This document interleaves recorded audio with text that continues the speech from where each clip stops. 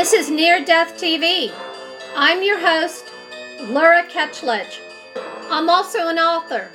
In 1979, I became a near-death experiencer.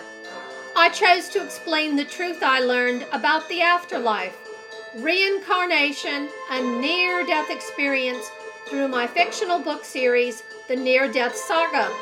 While dead, I was shown all human beings are shrouded in ignorance by design, in order to learn valuable lessons in each incarnation. When you die, the artificial facade falls away, and we awaken from the dream into reality. For more information, you can find us at neardeathtv.com. Please join us as we explore the after effects of near-death experience. Welcome to another episode of Near-Death TV. I'm your host, Laura Ketchledge. Today we have our second interview with Dr. Eben Alexander, neurosurgeon, near-death experiencer, and we have the lovely Karen Newell, who is the co-author with Dr. Alexander of Living in a Mindful Universe. Hi, how are you guys today? Doing great, Laura. How are you? Good. Nice to see you or hear you.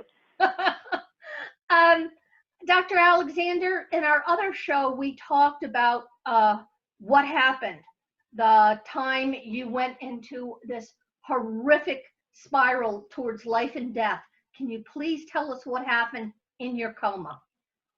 Yes. Well, important to point out that I had hosted a very kind of modern, conventional scientific worldview before all of this, having taught at Harvard Medical School more than 15 years and other places too. Thought I understood brain-mind consciousness, and boy, was I in for a shock. November 10th of 2008, over about 3 hours early in the morning, I went deep into coma due to a severe gram-negative bacterial meningoencephalitis. That's about the worst kind of brain infection you can have. And it's a perfect model for human death because according to modern neuroscience, by selectively destroying the neocortex, it should get rid of all conscious experience. You shouldn't be able to have a hallucination or dream or anything like that if your neocortex has been taken down. Well, mine was, and it was documented in my medical records, which have been extensively reviewed, now available in a case report in the Journal of Nervous and Mental Diseases, September 2018. And anybody can get to that case report by going to ebenalexander.com, looking at my blogs and going back to September 2018, where you'll find one about the medical report that validates the medical facts of my case. Now, the beautiful part of it was all that stuff that happened that should have been impossible according to neuroscience, but did happen, and then also engendered this incredible recovery. The journey that I witnessed then, which is reported in full in my book, Proof of Heaven, started in an earthworm's eye view, a very primitive, coarse, unresponsive realm, but I was rescued from that by a slowly spinning white light that came packaged with a perfect musical melody. And that opened as a portal up into a rich, ultra-real gateway valley. That realm had many Earth-like features. I was a speck of awareness on a butterfly wing. There were thousands of souls dancing in this beautiful meadow that was rich with life down below us. And all of these beautiful festivities were being fueled because up above were these swooping orbs of angelic choirs emanating chants and anthems and hymns that would thunder through me. And in the book, I describe in detail how I was not alone on that butterfly wing. There was a beautiful a young woman who I came to call my guardian angel in my early writings. And her presence was absolutely essential for this entire journey. But her message to me, I think, is a central message I was to bring back to this world. For every soul, you are deeply loved and cherished forever. You have nothing to fear. You will be taken care of. And in that realm, I remember witnessing all of four-dimensional space-time collapsing down, and even that spiritual realm with its own kind of deep time ordering of causality collapsing as I ascended through yet another portal, this one generated by those angelic choirs above, and got to what I call the core, infinite inky blackness, but filled to overflowing with the infinite healing power of that loving God force. That's so many who have had near-death experiences have been greatly comforted by that ocean of love that is our true spiritual home. And I would oscillate around those three levels of that earthworm eye view, the gateway valley, and that core realm. And all that's described in detail in the book, Proof of Heaven. But the reality is, I came back to this world with a brain that really was wrecked, as my doctors predicted. But it recovered very rapidly. And in fact, the three physicians who wrote that case report, who were not involved in my care, wrote it because they were fascinated by my level of recovery, which really has no explanation in Western medicine. And especially if you read that case report, it's really like you're reading the case report of somebody who's going to go on to die, but certainly does not have, a healthy brain in the midst of it all. And yet my brain and mind recovered fully over 2 months afterward. So in a nutshell, that's kind of what I had to face up to. And now I've spent 11 plus years of my life as a scientist, collaborating with other scientists to explain this, and it all works out that there are tremendous explanations possible. But that has to do with a revolution in scientific understanding of the nature of consciousness that is taking over our world today. Well, Dr. Alexander, I guess it's a rocky marriage and always has been between science and spirituality. What are your views on that? Well, I think that, in fact, science and spirituality are both very crucial parts of our understanding of the universe. And as if people pay big attention to the revolution from the scientific perspective going on in this world today, it's all about a unification of science and spirituality. In fact, Karen and I, when we wrote our book, Living in a Mindful Universe, we stated that right at the outset, that book was entirely about the marriage of science and spirituality, because ultimately, even when you pursue doggedly with a materialist intent the phenomenon of consciousness, you cannot escape the spiritual nature of the universe and of our very being. It's really the deep answer, and it has a lot to do with resolving the mysteries of quantum physics, the hard problem of consciousness, which is actually an impossible problem for materialism, philosophy of mind. All of these very deep issues around the nature of consciousness start to come together in a meaningful way in this awakening in the scientific community. And I'm very happy that Karen and I are a huge part of that scientific awakening. It's really inevitable. This is the way the world is headed. There'll be no turning back to the dark, bleak fiction of materialism, but it's good news for all human beings, especially in the time of the COVID pandemic, when we really are finding that we're much more connected and depend on each other far more than the materialist model would have suggested. And this is really about growing into that awareness and that responsibility of choice for taking care of ourselves and of each other, and especially for being proper stewards of this planet. Now, Karen, when did you meet Dr. Alexander and come into this equation and contribute to living in a mindful universe? Well, we first met in November 2011. We were both at a workshop using sound as a way to explore consciousness within. And so in that setting, this was well before he had a book published, and he didn't even have an agent yet at this point, but I knew he had had a near-death experience, and I'd known others who had them. And I knew that these kind of experiences usually involved some amazing, usually kind of personal or spiritual transformation, realization.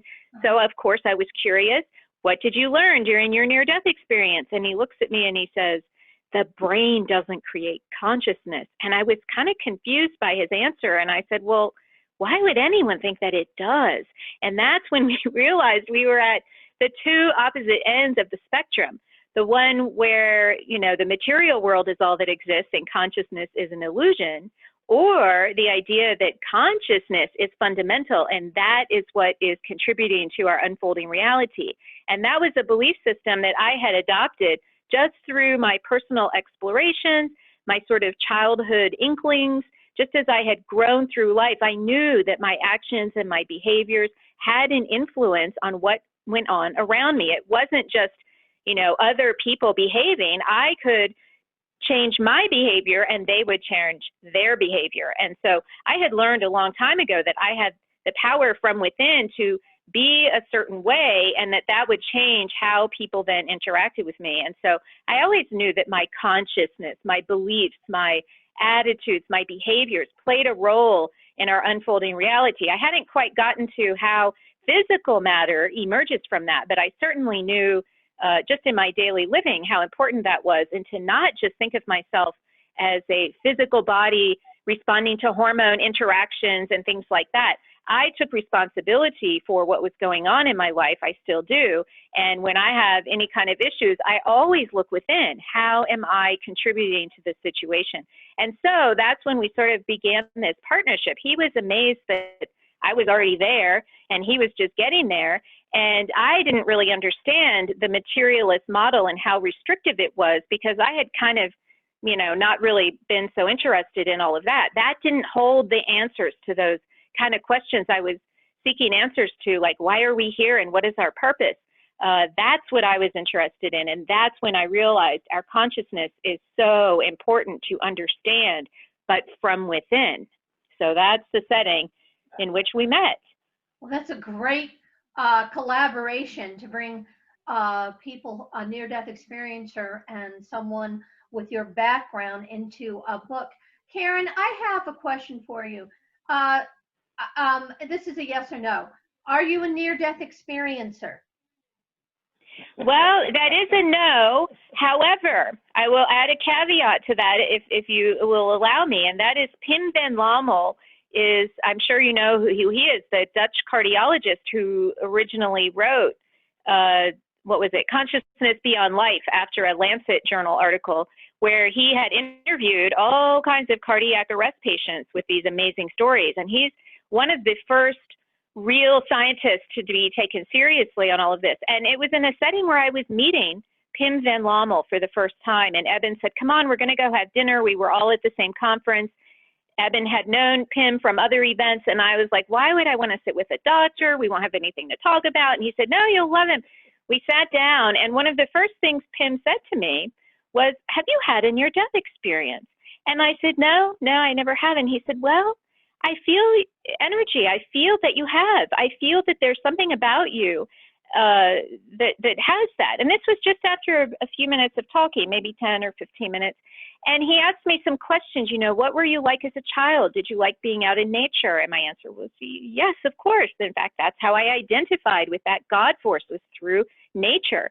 And I didn't realize that's what I was doing. And he asked me some other questions along those lines. And he said, well, maybe you did have one and you don't remember, and I did have seizures as a child and I don't recall any memories from that, and I grew out of them. But he said, you have the qualities that a near-death experiencer would have. And so I believe you can, just through your personal practices and beliefs, come to those same realizations and hold that kind of energy. I had spent much time, developing ways to generate love from within and then invite that love of source into my body. And I believe that sort of thing is what Pim may have been resonating with. And so many near-death experiencers, and you must know as well, come back with these stories of this amazing love. And I had developed ways of tapping into that love without having to have a near-death experience. And so I believe that's what Pim may have been picking up on. So everyone can get a piece of this with or without a near-death experience. I agree. And that is a fabulous encounter that you had with him. Next question, Karen. Are you able to astral project or go out of body during deep meditation? I have done out-of-body astral projection. I do not do it on a regular basis. For me, it's a little bit of a distraction than the fundamental feeling of connection. And it was really important for me to learn that skill. And other skills that I learned, like lucid dreaming and Reiki and other things, pardon me? And remote viewing. I spend a lot of time with remote viewing. And to me, all of these methods are ways to understand that we are much more than our physical bodies, and getting to know all those different aspects of our energetic self, the part that's not physical, helps us to learn so much about who we truly are. And so all of those kind of activities together that I've learned the skills of have added up to, you know, who I am today. And I don't spend time now actively trying to produce out-of-body experiences because I know they're real. And what I do is I take all of that knowledge and really live my life in such a way that I have this larger perspective and this understanding, and how everyone is somewhere different along the journey, and everyone will find their way there through all these different kinds of techniques. I think that's fascinating. Dr. Alexander, could you tell us what was your inspiration for living in a mindful universe, and a little bit about this fabulous book after you have already written and sold quite a few copies of Proof of Heaven? You know, what was your inspiration to do this second book? We'd love to hear about it. Well, you know, when I look back on it, Proof of Heaven is a little more than a question mark. In fact, most of the science that I had put into that book had been pretty much stripped out by the editors. They wanted it, the publisher really wanted a kind of a more spiritual book, and yet I knew this was a deeply scientific question. And that's why I kept trying to put the science back into it. But the reality is, the second book was actually one called The Map of Heaven. That came out about 2 years after Proof. And it was really just an example of saying, hey, look, these cases are out there all around us. Science is perfectly consistent with these being real, so let's discuss them. But then 11 years of very hard work after my coma as a scientist, working with hundreds of scientists around the world, I realized that we needed a far more advanced book that really started to connect the dots and show to the scientific and the scientifically minded community where this was all going. And that was really the genesis for living in a mindful universe. And to write it, Karen was absolutely essential. She had been a tremendous spiritual mentor and guide for me over many years of my own meditative explorations. She had a tremendous number of answers from her own work in developing her concept of soul. And so she was a very natural as my life partner to also help write this book. And I think, you know, it's far, far better having her input to help to kind of guide my explanations and understanding of this, even though she does not claim to be, you know, of a scientific mind. She actually has a lot richer kind of idea of all this, especially things like the measurement paradox and quantum physics and all that, than many of the scientists I know. So she was a beautiful contributor to help, and she was the one who was eternally reminding me of the kind of heart consciousness and love binding force that was essential to this notion of one mind. But anyway, it's a very refreshing read, and I think the three of them together, Proof of Heaven, Map of Heaven, and Living in a Mindful Universe, we've had many people who for example, were staunch materialist atheists beforehand, but they read those books and they come away going, oh my God, of course. And then they can start seeing the reality of the spiritual universe, of that God force, of our being together in this one mind bound through forces of love. It's a very liberating set of concepts, and Karen was essential at bringing that to the world through our co-writing of this book, Living in a Mindful Universe. Well, I really sense a lot of balance with the two of you collaborating, and I think that that is a wonderful thing. And Dr. Alexander, you know, being a neurosurgeon, you know, you're a good explainer of the hard facts. And, you know, I think that's what people really need. They want to see the map. We want to know where we're going after we die and leave physical reality. What reassuring things and insights can you share with somebody who's perhaps about to lose a loved one, or they're in the twilight years of their life? And especially with this COVID pandemic, you know, any of us could go from that at any time. What reassuring message can you share with the listeners? Well, I think the important message is really that very objective and scientific analysis of all of these near-death experiences, shared death experiences, all the phenomena of non-local consciousness, the scientific validation of things like telepathy, precognition, psychokinesis, knowing the future, being able to influence physical matter with the mind, things like that. It's all emerging as a tremendously refreshing worldview. Now, not only does it support non-local consciousness and tremendous powers for the human spirit, but also things like the afterlife and reincarnation absolutely emerge as the way the world works. In the past, conventional science has said, well, wait a minute, if the brain's creating consciousness and the physical world is all that is and consciousness is an illusion, then how can you expect consciousness to live beyond the death of the brain? And it's very simple. The science behind all of this, which we discuss in great detail in Living in a Mindful Universe, is fully supportive of the reality of our soul continuing into an afterlife, and not only that, but that it's very routine that human beings return, in reincarnation. We keep coming back again and again with our soul groups in this process of learning and teaching and growth.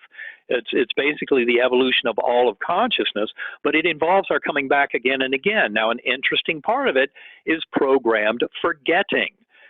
For example, scientists know that sleep and dreaming is crucial to life. If you don't dream and sleep for a few weeks, it can kill you. And yet we don't necessarily remember the content of our dreams. So there's programmed forgetting built into that system. Likewise, if you talk to the doctors at UVA who have studied more than 2,500 cases of past life memories in children over the last 6 decades, where the best explanation was that reincarnation is real, you'll find those scientists who study those cases will tell you you've got to get that information from the child before about age 5 or 6, because after that the memories get buried, covered up. It's a natural process, programmed forgetting. We're not meant to remember everything our higher soul knows between lives all through our lifetime living in these material bodies. Parts of it are supposed to be forgotten. And that's why I think meditation and centering prayer are so important, because by going within, we can actually develop that relationship with that primordial mind, with our higher soul and soul groups, and start seeing much more of that information that natural processes remove from our awareness of, in living these lives. And this is where near-death experiences bring so much to the equation, because they tell people that this material life in this body is not the be-all and end-all of the awareness available to a human being. We actually have much greater awareness. And in fact, the whole world of past life memories in children of indicative reincarnation is interesting from a scientific viewpoint, but more practically speaking, look at the world of transpersonal psychology. This is a world that's grown up over the last 4 or 5 decades under the work of Dr. Stan Grof, Dr. Michael Newton, Dr. Brian Weiss. These brilliant clinical investigators came to realize in episodes of hypnotic regression and through meditations and trances that their patients would recover memories of past lives and between lives that were very important at dealing with the issues in this life. So in other words, to have that much bigger view of who we are as beings that come back over many lifetimes, we can start making much better sense of the issues that face us in this lifetime. And this kind of awareness, supported by scientific evidence of the reality of it, will change this world. Because the oneness implied, the love as a binding force that is so strongly implied from NDEs is a lesson for all of us. We have great responsibility in our choices of how we see ourselves and our purpose in life and how we deal with others. And every bit of that is coming to the fore, especially in this COVID pandemic, when people are stressed to the absolute max with economic stress and the disease stress and all that, and realizing that we have much greater strengths together and that we're here to take responsibility and help take care of each other. That's one of the most important lessons that will come out of this pandemic, and it coincides with this awakening in the scientific understanding of consciousness. Well, I think that was a good explanation. I've got a lot from that. Dr. Alexander, were you shocked to, accept the concept of reincarnation? I know I had a real struggle with it. Don't like the idea of it at all, but I was shown that I've had many lives and not able to access them. So what is Well, the to access them? Well, I think getting back to your question about reincarnation, I mean, the thing is, right after my journey, when I first came back to this world and all I knew was what I'd experienced deep in coma, it was an absolute certainty that reincarnation answered so many questions. It was the only way things could be. How could I have ever thought otherwise? And it was also the best way for me initially to reconcile an infinitely loving, personal God with all the suffering we see in this world. How could a God that is so loving know all that and allow it to happen? Well, reincarnation explains a tremendous amount about every bit of that. When you realize that our soul journey is over many, many lifetimes and is never hinged to one physical lifetime, that is tremendously empowering. Now, in addition, I never, as a scientist, had been aware before my coma of the tremendous scientific literature supportive of reincarnation. Now, a lot of this is the work of Dr. Ian Stevenson, who had been the head of psychiatry at the University of Virginia back in the late 1960s and for decades later. And now it's Dr. Jim Tucker. But between the two of them and their colleagues, they've investigated more than 2,500 cases of past life memories in children where reincarnation is the best explanation. And I think that's a very important body of data. When I started reading all that, it was such a breath of fresh air, and of course. And now the scientific world at large is taking that more seriously. I just noticed about 2 months ago, the Scientific American, which is normally a bastion of materialist science and physicalism, had on their online blog postings an article looking at very critically and analytically Ian Stevenson's work over all those decades and saying that we scientists have just been cynical. You know, it's not like we've been skeptical. We like to think we're skeptical, but no, many of those scientists who claim to be skeptical are actually just what I call pseudo-skeptics. They could care less about empirical data or rational argument. They've already made up their minds. But luckily, this Scientific American piece that came out 2 months ago was very clear in saying, no, we're just being stupid and cynical, ignoring the data. It's called willful ignorance, because in fact, anyone on this earth who has a scientific mind and interest, who wants to know if the afterlife and reincarnation are real, I can tell you all the evidence is there. All you have to do is research it. And if you need a starting point, start with Living in a Mindful Universe. We have a bibliography in that book that can steer you to a lot of very powerful works, original scientific works on things like reincarnation, and it really is just high time for this world to wake up to the reality of it. I grew up in a Methodist church in North Carolina, so reincarnation was not part of my original religious teachings, but that just makes the point that a near-death experience often teaches you things that go far beyond your religious beliefs and kind of prejudices, because it's an exposure to the reality of our world and our shared spiritual existence.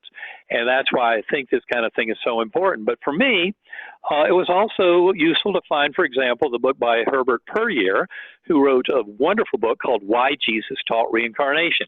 And for those people out there who have very strong Christian beliefs and want to see how reincarnation fits in very naturally with original Christianity, read that book by Dr. Herbert Puryear, Why Jesus Taught Reincarnation. It's an eye-opening read, and it tells you how, in fact, suppression of discussion of reincarnation was injected into this discussion by Constantine, a Roman emperor, who was trying to help codify Christianity a few centuries after the death of Christ, all in an effort to more control people through Christianity. And they knew that reincarnation was a very liberating idea that would take kind of church and tithing out of the equation. And so basically they suppressed any talk of reincarnation. But the reality is the scientific evidence for it is really extremely powerful when you read that work out of UVA. And people who need a website, go to uvadops.org. There's a tremendous amount of information there about the afterlife, near-death experiences, reincarnation, non-local consciousness. All of that information that we discuss in Living in a Mindful Universe is also covered on that website. That's great. Karen, back to you. I have a question. When you've been able to go out of body, either through a near-death experience or going inward with meditation, have you been able to, and do you believe that we can contact loved ones who have passed? I absolutely believe we can contact loved ones who have passed. I wouldn't say for me that that has happened through an out-of-body experience. Usually it's the sense of their presence wherever I am, and then usually it's that sense of just feeling that presence in some way. And my stories around that are not a lot because I haven't had a lot of loved ones who've left me. My parents are still here, and everything. So, but all the stories involved when Eben and I go around and teach people of many, many folks who would love to connect with their loved ones. This is especially true of parents who've lost children. This can be such a horrible kind of tragedy for people to go to, and we have had great success at assisting people with connecting to their loved ones. And usually it involves playing some type of sound, our sacred acoustics recordings, but it doesn't require that. What really it seems to require is generating this feeling inside of what it was like to be with that person. So most people might, when they want to connect with their loved one who's passed, remember what they looked like or something like that. And the most success we've had is by guiding people to feel their presence. And so we've had these amazing stories of right in our workshops, people making contact and realizing the guilt they felt was unnecessary because they'd already been forgiven by something, really ridiculous from their point of view. And most of these people find out that their loved ones are still very much alive in spirit and that their personality still exists. Now, this is a question that we often wonder about when our spirit goes into the afterlife. Does it remain that original personality that just left the body, or does it merge back into this oneness somehow? And Eben and I believe that there's sort of a progression that takes place, that yes, that original personality is still available. That energy of who you are is still there. And even if that energy were to reincarnate at some point into another body, that personality still exists somehow. And that's what is available when you try to have these, past life memories. And you asked, how can I remember them? I think you said you knew you had them, so many, but you hadn't seen what they were. And my past life memories have come through meditation and hypnosis, hypnotic regression. And sometimes it's kind of difficult when you're doing meditation to remove yourself from who you are enough to really understand there's these other aspects of you. And that's where hypnotherapists and maybe shamanic journeyer people and mediums can all sort of help make that connection. And so this is very possible because our energy continues when we die. And so that energy is still available even when our physical bodies are not. So that's something that actually, Eben has the stats on this, but what is it, 65 million people After-death communication. After-death communication in North America. So that's a lot of people having these kind of experiences, and yet so many of them won't talk about it. Or when they do, they think they're crazy and it couldn't have been real. But deep down, they know it's real. And so that's why Eben is so wonderful, as you so clearly recognize, to bring to this conversation, because he has that authority of an academic, high academic at Harvard, neurosurgeon of all things. And so bringing that kind of credibility to the conversation is very helpful, because so many of us think, oh, we're just having a hallucination, that couldn't be real. And, scientists tell us it's all an illusion, so I better keep my mouth shut or I'll be sent to the hospital. That's what's going on. And people like Eben are able to really, and Pim Van Lommel and others are able to, bring that sort of acceptance and permission to believe that it's possibly true. And that's what I think, as humanity is evolving, that's what we're all going to start to remember as we move along in this process of evolution. Yes, that's very well said. Well, I just wanted to say to both of you, one of the reasons I'm doing this show is, of course, I'm an author, I'm a near-death experiencer, yada, yada, yada. But when I had my near-death experience, it was 1979. There was nobody for me to talk to.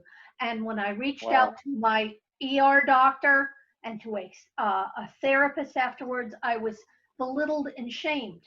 And so I think the conversation being out there, Dr. Alexander, you're educated, you're credible, you have the documentation to back up your experience. You're helping people more than you know, believe me. If I'd had only one person to talk to and not stayed in the closet for 30 years because I was shamed so deeply, it's a hard thing to wrap your brain around when you grow up in organized religion and the American society. You know, I didn't even know about a near-death experience back then. But back to the book, Living in a Mindful Universe. Dr. Alexander, can you explain to me, as you write, about the heart of consciousness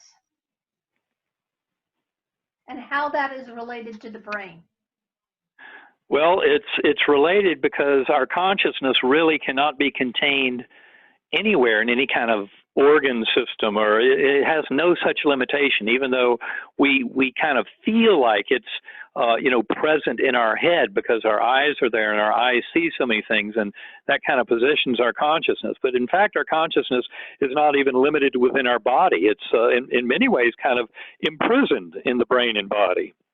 And that's where people who explore consciousness by trying to, get out there and get information through remote viewing, or people who actively explore through out-of-body experiences, astral projection, what have you, are all kind of taking advantage of the fact that consciousness is by definition non-local, and that the physical world and all of space and time really emerge from consciousness itself.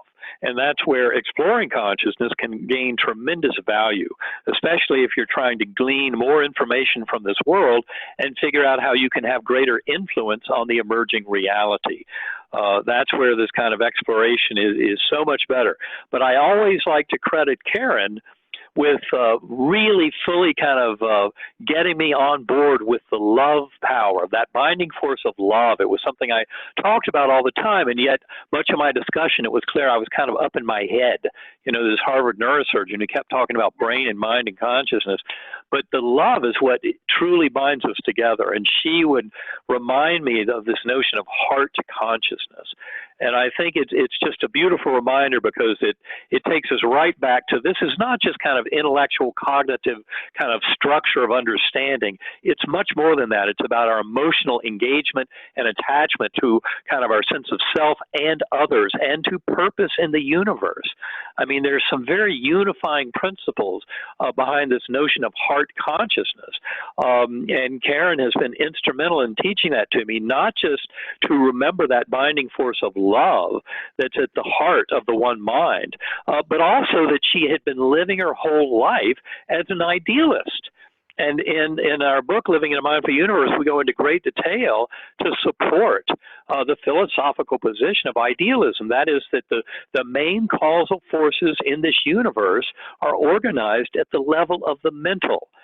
Not at some low physical level where they are just derived from subatomic particles, swimming around these vast streams. That's what conventional scientists would try and convince you of. And yet, no, this emerging notion of objective idealism and how the mental layer of the universe is so crucial simply fully supports, for example, placebo effect. I mean, for more than 6 decades, doctors have said that a patient's beliefs can have tremendous power in governing their healing. That's nothing more than a scientific admission of the reality of mind over matter. That's what we're talking about here. What is the ordering of mind and matter? And what influence do we as human beings with access to a mental layer of the universe have in more richly understanding this universe and influencing it? This is an extraordinary revolution that will make the Copernican revolution, which was where, 400 years ago, Copernicus moved the center of the universe from the Earth to the sun. That was very radical, and yet now we're going through a far more radical awakening in the scientific mind and the way that mainstream world sees itself, all of humanity sees itself, by admitting to the primacy of consciousness and the power of our free will, and also the importance and responsibility we have in making the right choices out of love, kindness, compassion, acceptance, mercy, and when necessary, forgiveness. But these things, which the kind of conventional scientist in me before Coma would have said were not even real things, are actually the basis of all reality, our feelings, our thoughts, our emotional states. That is what is actually existing, not some presumed underlying physical world, because quantum physics tells us very, very clearly there is no uniform kind of local realism that scientists from the materialist era were trying to preserve, but quantum physics completely tips that up on its head. So it's really time to awaken to that oneness of mind, the power of love, and just like placebo effect, we all have tremendous influence on our emerging reality that goes far beyond what we would think from our limited materialist positions. Well, yes. Well, you can create your life through your mind. Karen, you know, we all know now that going to source is the ultimate game changer. So what do you say to people when you're out talking about your book with Dr. Alexander? You get questions on your blog, things like that.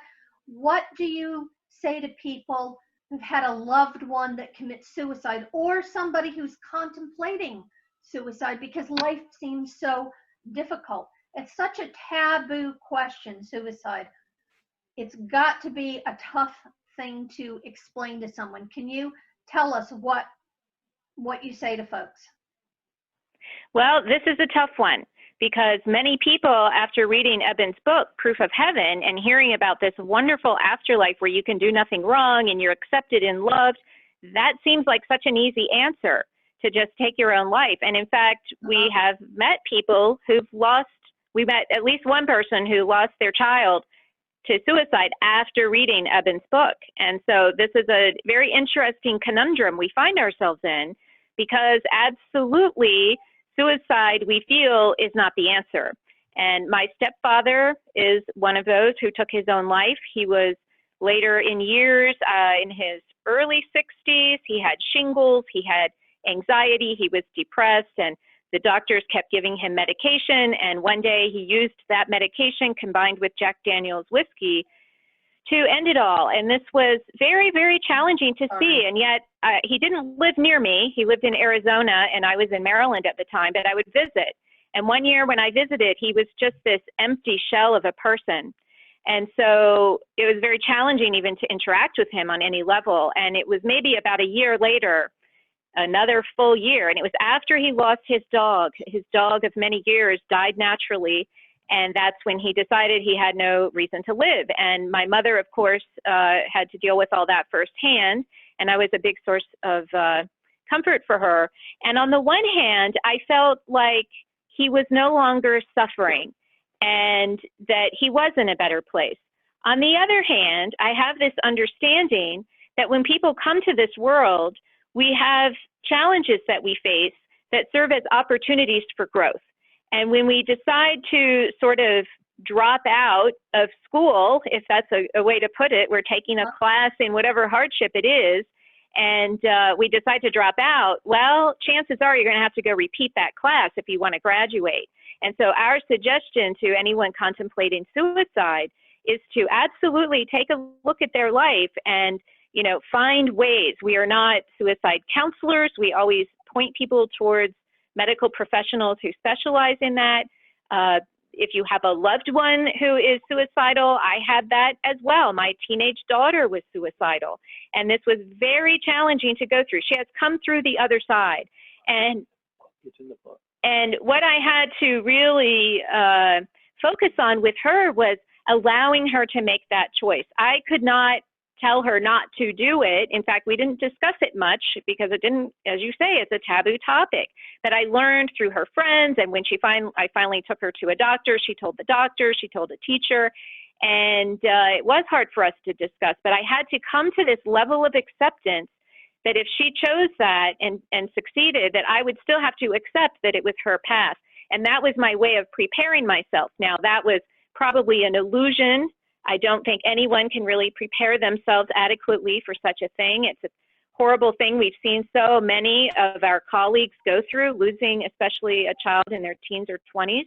That seems to be an epidemic these days. But what we would say is we often refer to Raymond Moody, another near-death experience researcher, and when he researches people who have had near-death experience associated with an attempt at suicide, what he finds is that all of those people are so pleased that they did not succeed, that they now have a bigger understanding of what it is they're here to do, and they proceed to go and do that. We write about in Living in a Mindful Universe, my stepfather, my daughter, and also a reader who also struggled with suicide, had a near-death experience at age 16 when she attempted suicide, and never did she attempt it again after that. Now, she still had issues to deal with, but she's still alive today. I communicate with her. She's in her 60s, and she's doing very well, and she understands why she had that experience, what her depression and other types of things were, why those feelings were here, and what she's learned from them. So we also have another researcher who studies end-of-life phenomenon, that is William Peters out of Santa Barbara, the Shared Crossing Project. And what he's discovered is that in California, they have assisted suicide, where people with terminally ill diseases are allowed to very gently and carefully and with supervision take their own lives with medication.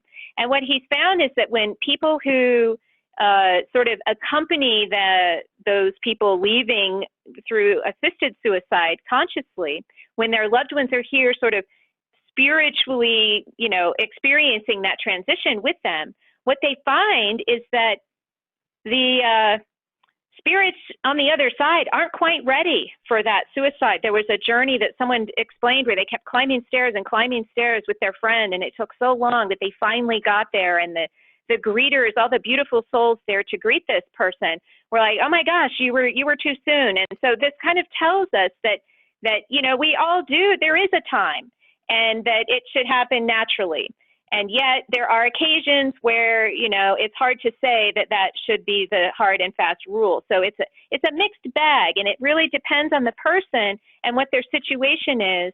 But most of the time we encourage people that, really the vast majority of the time, that there's a reason why they're going through this, and that is an opportunity for growth. And hitting that bottom is often the turning point. And when people leave at their bottom and then realize that was their opportunity, they come back again through this concept of reincarnation and try again to learn that same lesson. And so we feel that getting it right the first time is the best. And of course, if the choice is to try it again another way, we support all souls on their journeys, no matter what.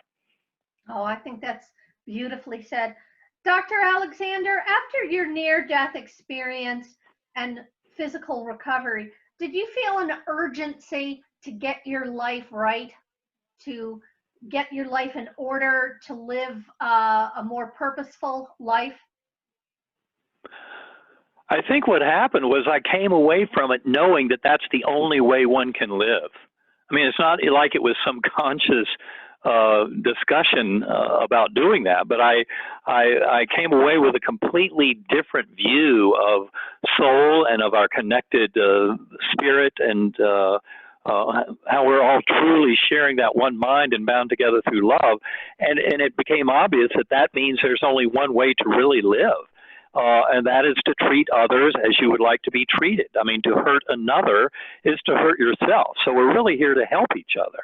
And that's how we can gain the most. And for me, that was, you know, not even a debatable lesson coming out of it all. It was an obvious conclusion from the arrangement that I saw. This sense of connectedness. So, you know, and it's been a tremendous journey of, especially those first many months of trying to make sense of all this. First realizing the power of what had happened to me and the reality of it. And that's something, of course, it's covered at the end of Proof of Heaven, when I saw that final picture of someone very near and dear to me who I hadn't known before, who then brought the reality of my near-death experience into full focus. And from that point forward, all of this has just been falling together as, of course, this is the way it is. How could it be anything different?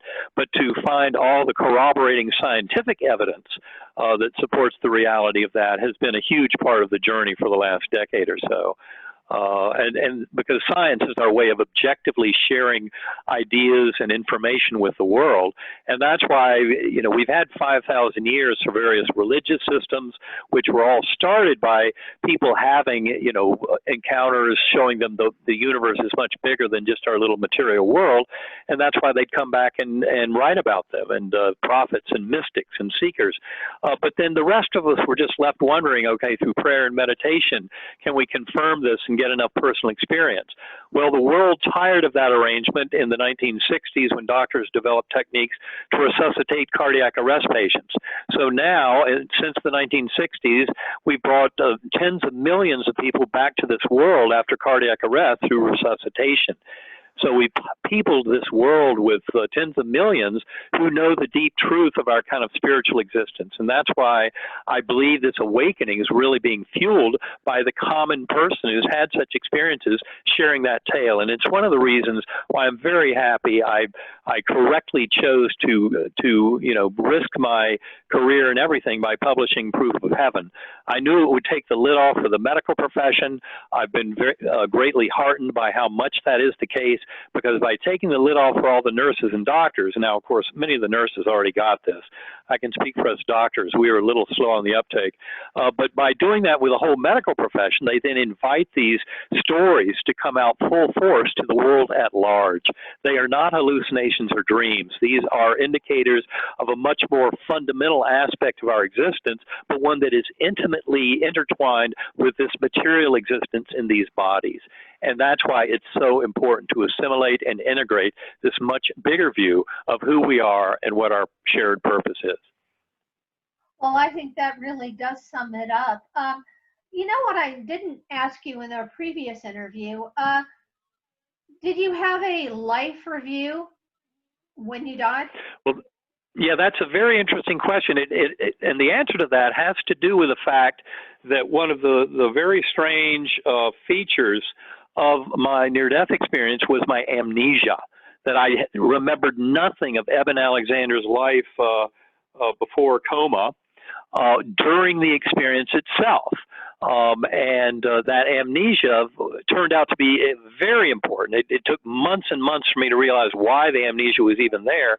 But it, in essence, became clear to me in a meditative experience where I encountered the soul of my father, who was not there in my NDE, but 2 years after the NDE, he made it clear why he could not be there.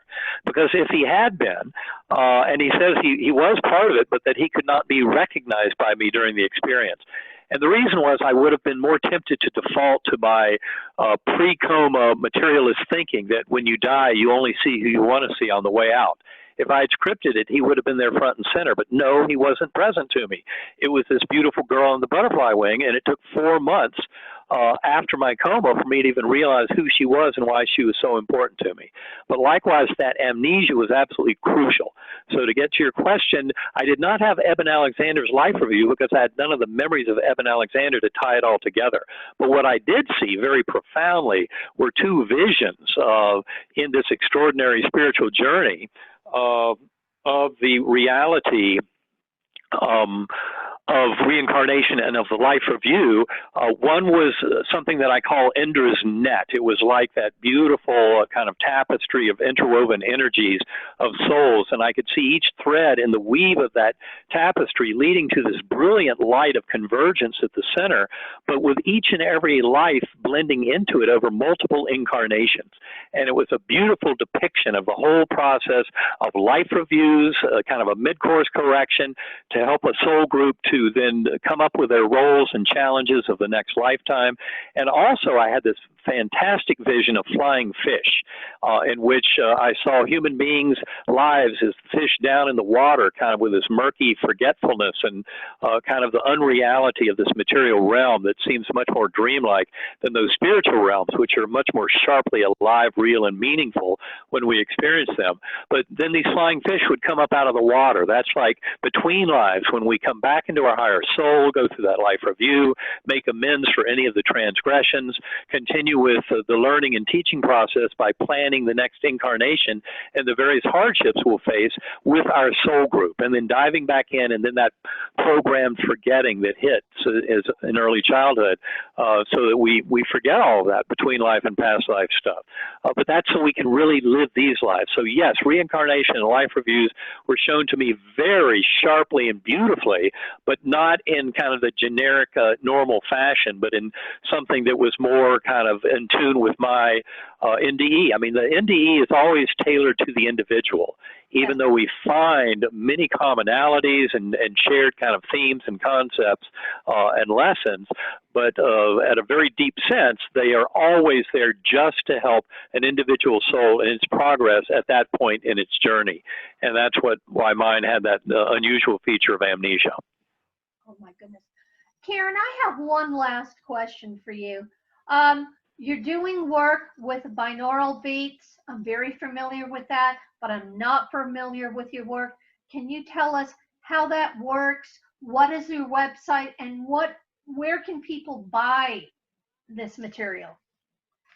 Well, this is all available at sacredacoustics.com, and I originally became interested in binaural beats when I really had a lot of trouble meditating. I didn't know how to quiet that racing mind, and certain types of sound like tuning forks and gongs and binaural beats were very helpful in that process, and they really kind of served as training wheels to kind of help me to learn how to get into these expanded states of awareness. And they were very, very helpful at really getting through that analytical brain that's constantly there. And so eventually, through using these myself, I ended up creating this company, sacredacoustics.com, where we provide these types of recordings. Some of them are guided, some of them are not. There's some that can be used for focus, others are better for spiritual exploration, like out-of-body experience. So there's a very wide range of opportunities available, and all of that can be accessed at sacredacoustics.com, where the recordings are available, and also some free training videos on YouTube where I explain all the different ways they can be used, what to expect, and Eben is also involved in some of those instructional videos.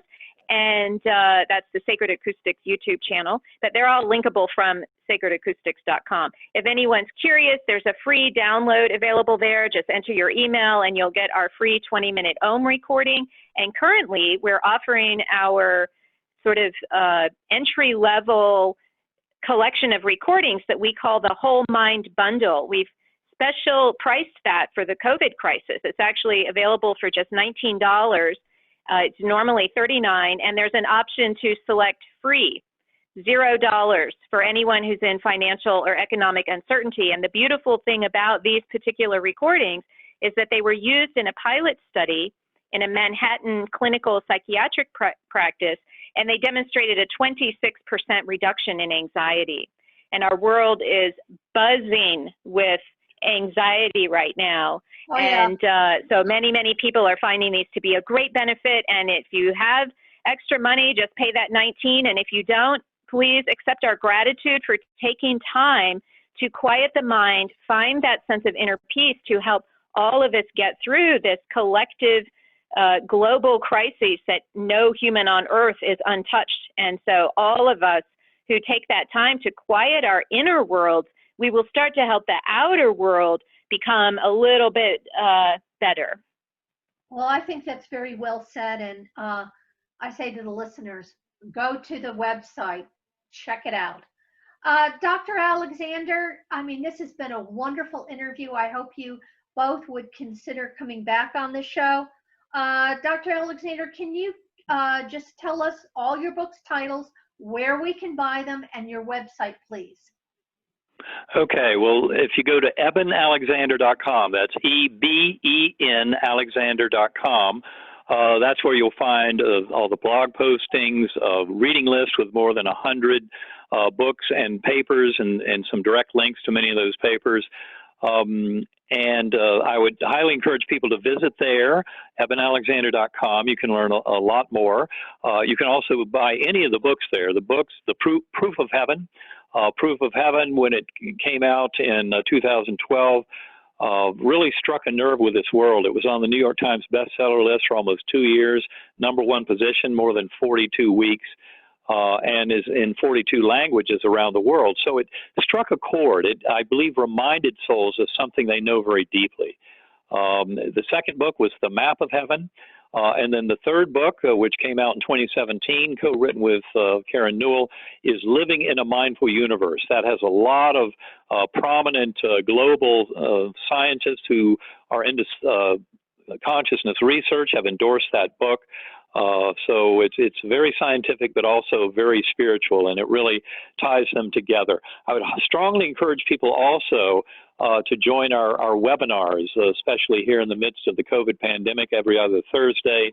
If you go to unitedinhopeandhealing.com, you can sign up, look at the old ones we've done. We've had a number of beautiful guests, very respected scientific guests about the nature of consciousness, have been on that webinar series, and I strongly encourage people to join up with us. And it's all part of a community we're trying to form around the world of like-minded souls who are here to help each other explore consciousness and examine the true power of human spirit in making this world a far better place. And we love, especially in the midst of the anxiety and economic challenge of the COVID pandemic, for many in your audience to join us.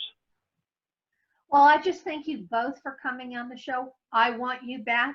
The audience needs to know more about you. And this has been a really fun interview. Thank you. And to everybody out there, go to the website, learn more, read books, enlighten your mind. And thank you today for being on. Well, thank you so much for having us. Yes, thank you.